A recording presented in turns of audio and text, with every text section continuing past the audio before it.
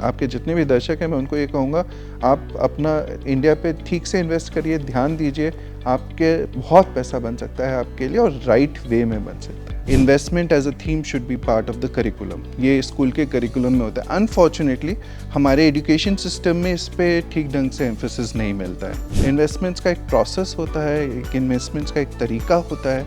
Investments के लिए आपको बहुत प्रिपरेशन करनी पड़ती है। लोग बहुत सारे लाइफ इंश्योरेंस प्रोडक्ट्स को they use it as an investment product. Life insurance should be used as a life insurance cover, not as a investment product. And I've come across a lot of clients, जब market जब गिर जाता है तो अचानक panic करके वो निकल जाते हैं मार्केट। आज की डेट में हम लोग करीब 7-7.5% पे रियल इकॉनमी हमारी ग्रो कर रही है।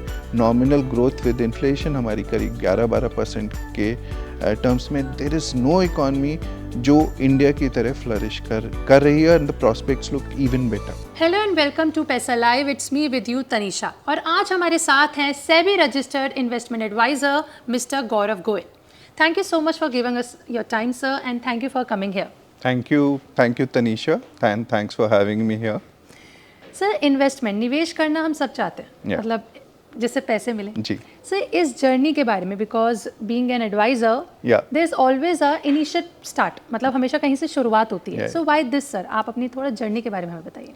सो Tanisha, investment is a journey as you had rightly put in, और इसे कहीं ना कहीं शुरू जरूर किया जाता है। At some point of time in life you have to start your investment journey. Unfortunately, what we have seen is that it's not done in a right way because perhaps lack of education रहता है या हमें ठीक से सिखाया नहीं जाता है।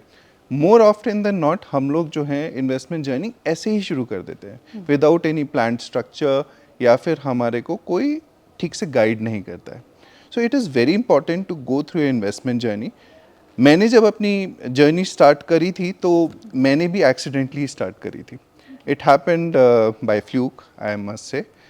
मैं अपना जब एजुकेशन कर रहा था, I was doing my MBA from Indian Institute of Foreign Trade Delhi में, and at that point of time it was long time back, so 25 years back, 2000 actually, and I was preparing for marketing and sales, and so it happened कि मेरा second job in fact was with a bank, ICICI bank में 2001 में था मैं, and I got into private banking accidentally, and since then I've been meeting a lot of clients and advising them, and in this journey I learned a lot of things about investing, and then I had some international exposure. I went to Singapore and worked with a couple of organizations over there, wherein I got international exposure.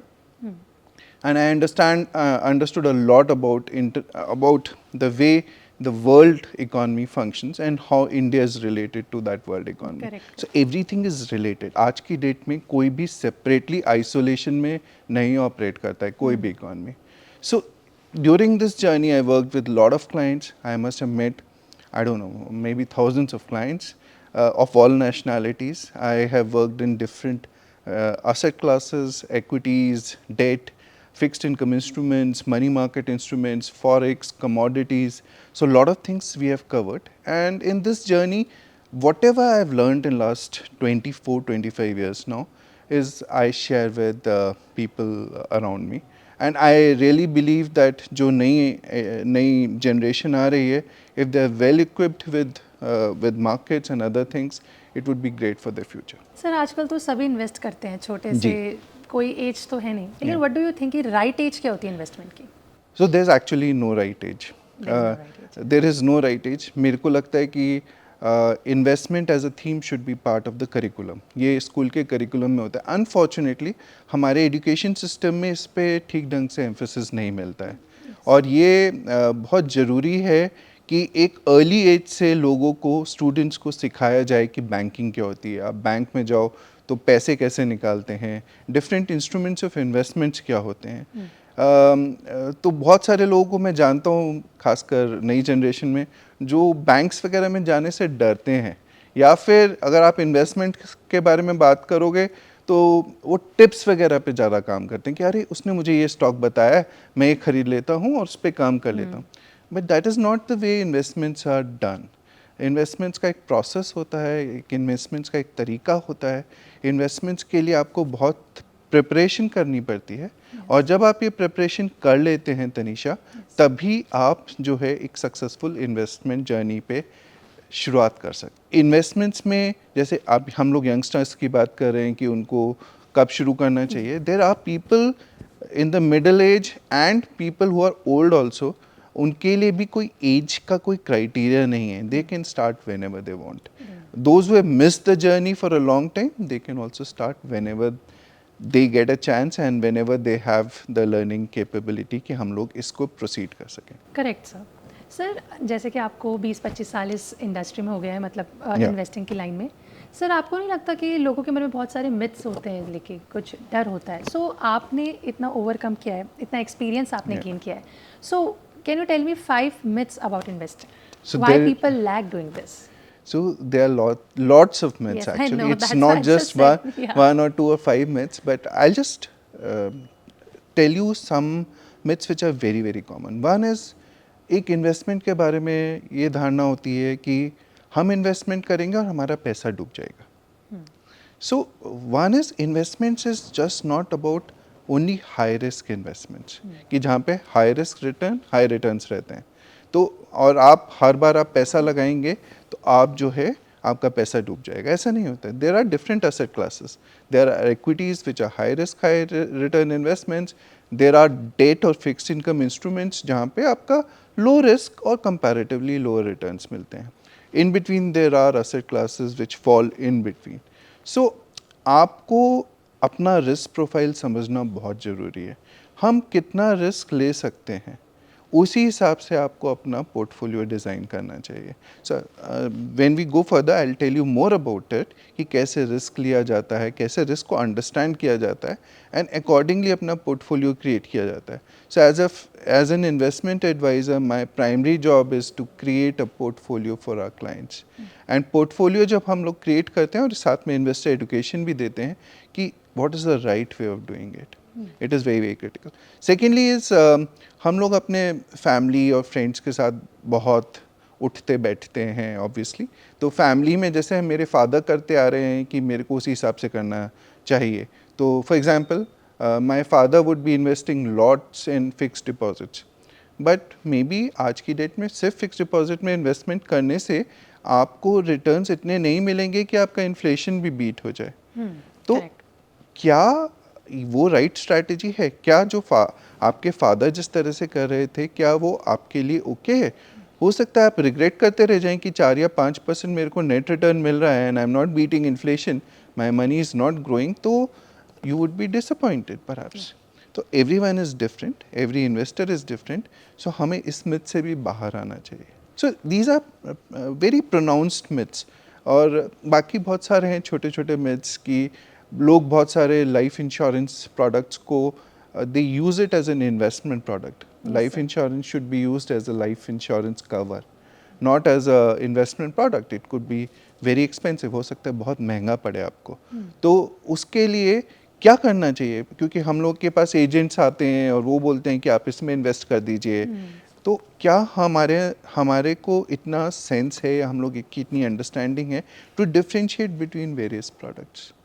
बिल्कुल सही। सो products को समझना, products को क्या करना चाहिए, कौन से प्रोडक्ट्स हमारे लिए राइट प्रोडक्ट्स हैं, हज़ारों इन्वेस्टमेंट ऑप्शंस हैं, बहुत हम सारे। लोग कंफ्यूज हो जाते हैं, साथ में बहुत सारा नॉइज़ है, there is too much of clutter. कोई ये बोल रहा है कि ये कर लो, कोई कहता है वो कर लो, कोई कहता है कि ये वाला स्टॉक ले लो, कोई कहता है कि ये वाला इंस्ट्रूमेंट बहुत अच्छा है। आप बैंक में जाएंगे तो आपको बहुत सारे रिलेशनशिप मैनेजर्स मिलेंगे, कहेंगे कि आप ये वाला प्रोडक्ट ले लो, हो सकता है उनको उस पर कमीशन मिलती हो सकता है वो कहते हो वो वाला प्रोडक्ट देना चाह रहे हो जिसमें उनको हायर कमीशन मिलती है। And I worked in banking environment, so I know what happens over there. इसी तरह से एजेंट्स आते हैं, वो आपको वो प्रोडक्ट बता रहे हैं जिसमें हायर कमीशन उनको मिलती है। सो कहाँ से आपको अनबायस्ड एडवाइजरी मिल रही है, it is very very important. या आपके अंदर इतनी क्षमता होनी चाहिए कि आप डिफ्रेंशिएट कर सकें और समझ सकें कि आपके पास आपको क्या प्रोडक्ट लेना चाहिए। बिकॉज बेसिकली सर सबके अपने पॉइंट ऑफ व्यूज़ होते हैं, जी। सबके अपने क्या कहते हैं वेज ऑफ थिंकिंग होते हैं। कोई आपको बोलेगा हाँ इसमें करिए इन्वेस्ट, Yeah. लेकिन वही अनदर पर्सन इज सेइंग कि नहीं। सो मुझे आपने जो लास्ट लाइन बोली कि या तो अपने इतने कैपेबल होने चाहिए कि वो अपने आप अपने डिसीजन? सो मेरा एक बहुत important, whenever I meet a new customer, सबसे पहले मैं उनसे पूछता हूँ कि आप अपने बारे में एज एन इन्वेस्टर कितना जानते हैं। और ये बहुत ज़रूरी है हमें ये जानना कि हम हमारी वेल्थ कितनी है। ठीक है, चाहे यंग है, चाहे ओल्ड है, चाहे कुछ भी हो, कोई भी हो। एंड अनफॉर्चुनेटली मैं मेजॉरिटी ऑफ द कस्टमर्स जो मेरे पास आते हैं या फिर पूछते हैं, तो मैं उनसे पूछता हूँ आपकी नेटवर्थ कितनी है। वो ये नहीं जानते कि हमारे पास टोटल असेट्स कितना है, टोटल लायबिलिटी। जब हम कंप्यूट करने बैठते हैं, मैंने किसी से पूछा तो उन्होंने कहा कि फॉर एग्जांपल 1 करोड़ रुपए है हमारे पास। बट जब हम कंप्यूट करने बैठे, उनको पता ही नहीं है एक्चुअली उनकी net worth is much much more और मच लेसर। बट एक्चुअली क्या होता है, वो ठीक से अपना असेट्स कैलकुलेट नहीं कर पाते हैं, ठीक से लाइबिलिटीज़ कैलकुलेट नहीं कर पाते। बट ये हमें जानना बहुत ज़रूरी होता है।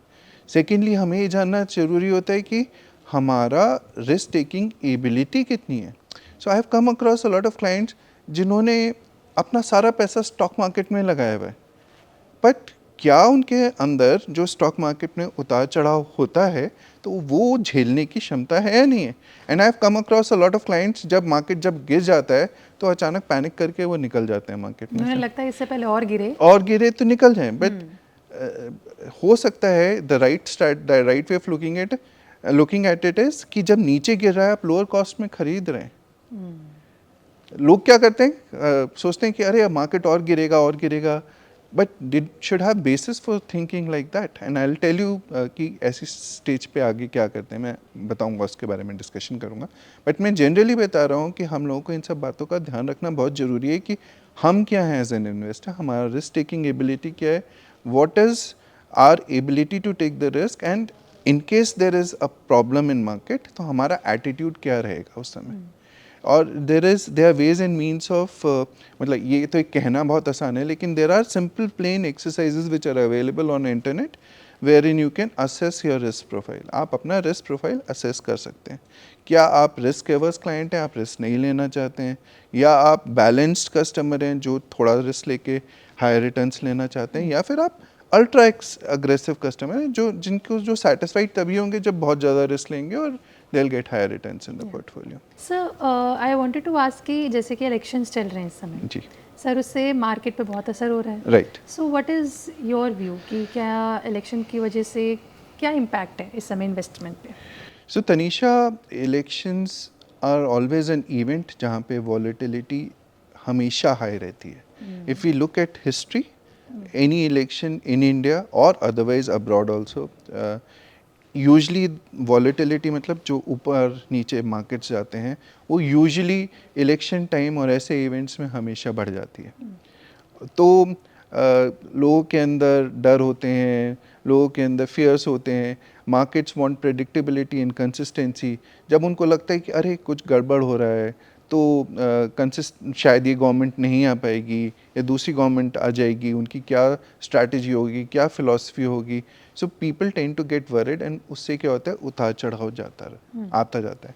बट जनरली इलेक्शन आउटकम जब हम बहुत लंबा ट्रेंड देखते हैं, 25-30 साल का ट्रेंड देखते हैं, हमने इस ट्रेंड में इलेक्शंस देखे हैं, वॉर्स देखे हैं, न्यूक्लियर बॉम्ब एक्सप्लोजन्स देखे हैं, जैसे कोई इंडिया ने पोखरण ब्लास्ट किया था। We have seen worst financial crisis in the world, we have seen there after lots of covid देखा है। But ultimately what tends to happen is everything gets even out.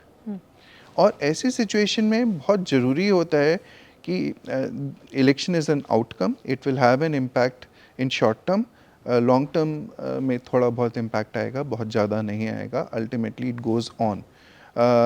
However, a good government can really accelerate the growth of the economy. So that is how it is very very important कि हम लोग एक अच्छी government चुने जो progressive हो, जो economy के लिए काम कर रही हो, because once the economy starts growing everything, all people start flourishing, everyone, हमारा जो मासेस हैं, हमारी जो कॉमन पीपल हैं, उनको ग्रोथ मिलती है। कंट्री प्रॉस्पर करेगी तो इंडिविजुअल्स भी प्रॉस्पर करेंगे। बिल्कुल सही बात है सर। अगर इकोनॉमी हाई रहेगी, इकोनॉमी अच्छी रहेगी तो obviously everyone is growing, that's why economy is right. Absolutely. अकेले में थोड़ी economy. Yeah, and India, and I want to really elaborate here, because India is an economy जो अगले 2-3 decades are meant for India. And there are reasons why I'm saying that, and I'm saying this with conviction, with a lot of conviction, that there is कोई और economy नहीं है दुनिया में इस समय जो हमारे जितनी ग्रो कर रही है हमारी पीयर इकॉनमीज़ में और even in the developed world. आज की डेट में हम लोग करीब 7-7.5% पे रियल इकॉनमी हमारी ग्रो कर रही है। नॉमिनल ग्रोथ विद इन्फ्लेशन हमारी करीब 11-12% के टर्म्स में। देयर इज़ नो इकॉनमी जो इंडिया की तरह फ्लरिश कर रही है, and the prospects look even better. इसके पीछे बहुत सारे रीज़न है। हमारा demographic dividend, we are one of the youngest populations in the world. आप देखिए, you are so young and doing so well, and इसी के हिसाब से हमारा average median age is about 27-28। And there is a very famous quote by one of the very senior US lawmaker who says that Japan is a hospital because वहाँ पे old age है, China is a jail because वहाँ पे democracy नहीं है और वहाँ पे सब इतने ज़्यादा curbs हैं, and Europe is a museum. So where should an investor invest his money? There are very few options available, and India is just the right place. So India has demography, India has democracy, India has digitalization, the way we have adopted, Everything going on digital. digitalization is unparalleled. And on top of that, हमारा vibrant culture in terms of entrepreneurship is very good. So I think next 20-30 years we are likely to become the third largest economy in any case, कुछ समय में, and I think we are in for good times in next 20-30 years. If there's any place to look forward to, it's India. India. And if you do it the right way, I think there's tons of money to be made. I mean, all आपके जितने भी दर्शक हैं, मैं उनको ये कहूँगा, आप अपना इंडिया पे ठीक से इन्वेस्ट करिए, ध्यान दीजिए, आपके बहुत पैसा बन सकता है आपके लिए, और राइट वे में बन सकता है। Exactly, sir. अगर there is a good guidance. Yeah. Then So there is guidance a is hope. very important. Please, so जैसे सेबी इज़ अ रेगुलेटर, तो सेबी ने हमारे जैसे कुछ लोगों को इंक्लूड करा है, we are registered investment advisers. So उसमें क्या होता है, हम लोग सिर्फ एडवाइस दे सकते हैं, हम लोग एग्जीक्यूट नहीं कर सकते। कोई क्लाइंट कहता है कि आप हमारा ही तरफ से ये इन्वेस्टमेंट कर दीजिए, हम नहीं कर सकते। तो हम लोग, और हमें कोई कमीशन किसी से नहीं मिल सकती है, ये भी सेबी का रूल है। अगर हम लोगों को कहीं से कमीशन मिल रही है और हम वो प्रोडक्ट कर रहे हैं, we would be penalised. So the more important thing is that आप सही तरफ से कर रहे हैं। हम लोग वी आर लाइक डॉक्टर्स, जैसे डॉक्टर पेशेंट रिलेशनशिप होती है, उसी तरह से एडवाइजर क्लाइंट रिलेशनशिप होती है। मतलब आप उनको बता सकते हैं, but they have to heal on their own. या एडवाइस हम कर सकते हैं, आप करिए, आप और करिए, राइट ढंग से करेंगे, you will prosper. Sir, investment के बहुत तरीके भी होते हैं जी। अब ऐसे में व्हाट शुड यू थिंक कि SIP is a good way of investing, और there is So there are lots of ways. Equities में अगर आपको इन्वेस्टमेंट करना है, and if you are, more importantly अगर आप सैलरीड क्लास हैं या फिर आपकी income stream is stable, then SIP is a fantastic way of investing. And the magic of SIP unfolds over a period of time. अगर आप 15-20 साल का टर्म देखें, या फिर मतलब मैं तो सोचता हूँ कि जब तक मैं जिंदा हूँ मैं तब तक SIP करूँगा, and it should pass off to my next generation. मेरी नेक्स्ट जनरेशन को पास ऑन करना चाहिए। I would lead my life happily because SIPs are magic, and SIPs में कंपाउंडिंग इफेक्ट की वजह से आप जो भी इन्वेस्ट कर रहे हैं, it would yield great amount of return. अगर सर कोई शुरुआत कर रहा है तो एसआईपी इज तो something, it is absolutely SIP। आप कभी भी, मार्केट ऊपर हो मार्केट नीचे हो, आप यंग हो आप ओल्ड हो या मिडिल एज के हो, please do your SIPs। And SIP, आप there are lot of mutual funds SIPs देते ही हैं, आप स्टॉक्स में भी SIPs कर सकते हैं। मैं आपको एक छोटा सा डेटा देना चाहता हूँ कि SIPs में अगर आप लेट अस अज्यूम 10,000 रुपये पर मंथ इन्वेस्ट कर रहे हैं, per month, that means 1,20,000 per annum, और लेट अस अज्यूम ये SIP 12% पे ग्रो कर रही है। हिस्टोरिकली सेंसेक्स जो है 1979 से अब तक करीब 15.5% पे ग्रो किया है। लेट अस अज्यूम कि ये 12% पे ग्रो करती है। I am just being a little conservative. ये 12% पे ग्रो कर रही है, 20 साल तक आपका 1,20,000 रुपया per year would become 1 crore rupee after 20 years. 10,000 रुपये। So magic only. And this is magic only. And what for these crores? We Wa- have to work for our livelihood if we'll not do ये these and मैं आपको exercises. एक और इसमें addition tweak देता हूँ, additional tweak. अगर आप स्टेप अप एसआईपी कर रहे हैं, यानी कि आप हर साल शायद आपकी इनकम थोड़ी बढ़ रही होगी, अगर आप इस 10,000 रुपये को नेक्स्ट ईयर, एक साल में आपने 10,000 रुपये 12 महीने तक दिए, उससे अगले साल आपने उसे 10% से बढ़ा दिया। लेट्स आपकी सैलरी भी 10% बढ़ी, आपने 10% बढ़ा दिया, 10,000 का 11,000 कर दिया। ठीक है, इसी तरह से हर साल आप 10% अपनी एसआईपी बढ़ाते गए। तो this amount will not be 1 crore. I have done some rough calculation and this amount would become 6.5 crores. So Just starting from 10K. 10,000 of SIP per month, Month. and you step it up every year by 10%. तो 1,20,000 के बजाय आपने फिर next year में आपने 10% से बढ़ा दिया, यानी कि आपने थोड़ा सा बढ़ा दिया उसमें 12,400 रुपीज़ हर नेक्स्ट ईयर बढ़ा दिया। So if you continue this way, after 20 years this would become 6.5 CR, Which is great. which is great. And lot of people, so I'm saying 10,000 is just a notional number. हर एक का अपने अपनी आय के हिसाब से अपनी, चाहे वो 1,000 हो, चाहे 500 रुपये, चाहे 2,000 हो, चाहे 1,00,000 रुपया हो, आप इसे प्लीज़ करिए, इट्स मैजिक।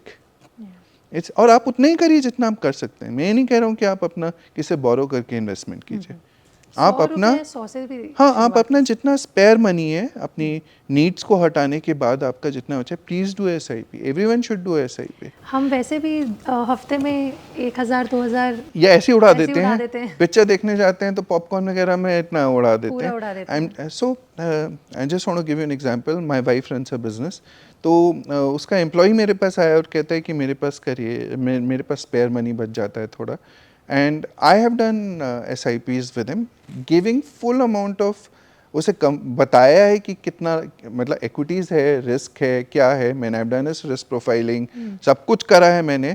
हम लोगों ने उसकी 1,000 और 1,000 2,000 रुपये की SIP करी है। उसने कहा कि मैं इतना, अदर देन मेरे को जो मेडिकल एक्सपेंसेस हैं, मेरे इमरजेंसी रिक्वायरमेंट्स है, उसके बाद इतना बचता है, उसने करा है। मैं सबके लिए बोलता हूँ, आप प्लीज़ करिए इसे, चाहे 500 रुपये से करिए, चाहे 1,00,000 रुपये से करिए, डिपेंडिंग अपॉन किसकी क्या क्षमता है।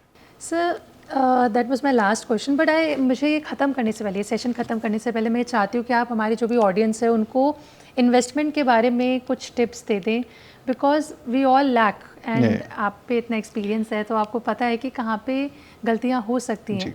सो अगर आप कुछ कहना चाहते हैं regarding investment. So I can speak for hours, मतलब सच्ची में, बिकॉज मैं पैशनेटली डील करता हूँ इस चीज़ में, एंड मैं सिर्फ इसलिए नहीं क्योंकि मैं इस फील्ड में काम करता हूँ तो मैं आपको ये बता रहा हूँ, बट मेरे को लगता है एक प्लान्ड वे ऑफ इन्वेस्टिंग बहुत डिफरेंस क्रिएट कर देता है आपके मनी ग्रोथ में, आपकी वेल्थ क्रिएशन में। और अगर आप प्लान ढंग से अपना इन्वेस्टमेंट जर्नी पे जाएंगे, अगर आप अपने आप को समझ सकेंगे, अगर आप अपने रिस्क एबिलिटी को समझ सकेंगे, इन्वेस्ट सही ढंग से कर सकें। आई नो मैं बहुत सारी चीज़ें बोल रहा हूँ जो हर कोई अपने आप नहीं कर पाता है, तो उस सिचुएशन में आप प्लीज़ हेजिटेट मत करें राइट एडवाइज़र से एडवाइस लेने के लिए। प्लीज़ उसे ये मत सोचिए कि जब तक मेरी कोई बीमारी, जो ऐसे बहुत सारे लोग हैं इंडिया में जो सेल्फ मेडिकेशन पे रहते हैं, वो ये सोचते हैं कि हम अपने आप ही ट्रीटमेंट कर लेंगे, अपने आप ही एंटीबायोटिक ले लेंगे। जब तक कोई बीमारी बड़ी नहीं हो जाती है तब तक वो डॉक्टर के पास नहीं जाते हैं। तो इसीलिए मैं सबको यही कहूँगा कि treat it like a doctor patient relationship. आप प्लीज़ गाइड करिए अपने आप को किसी ऐसे आदमी के पास, अगर खुद नहीं कर पा रहे हैं, please don't hesitate to go to the right advisor, and आपका वेल्थ क्रिएशन में बहुत फ़र्क पड़ सकता है। ये मत सोचिए कि कोई 10 पैसा ज़्यादा ले रहा है या कम ले रहा है, you will make a lot of money, trust me. You should have the right guidance, which is very very important, and that is my only message to all the youngsters. And जो आज की date में बहुत short term उस पर basis पे काम करें, प्लीज़ शॉर्ट टर्म मत सोचिएगा, लॉन्ग टर्म सोचिएगा। It's a long term journey, and अगर आप लॉन्ग टर्म जर्नी में बीच में ही कूद गए ट्रेन से चलते हुए, आप अपनी डेस्टिनेशन पर नहीं पहुंच पाओगे। So it's very important to think long term. Thank you so much for being here sir, thank you so much for your time. अगर आपका इन्वेस्टिंग से कोई भी डाउट है तो आप हमें कमेंट सेक्शन में लिख के इस इंटरव्यू को देखने के बाद ज़रूर पूछ सकते हैं। थैंक यू फॉर वॉचिंग पैसा लाइव।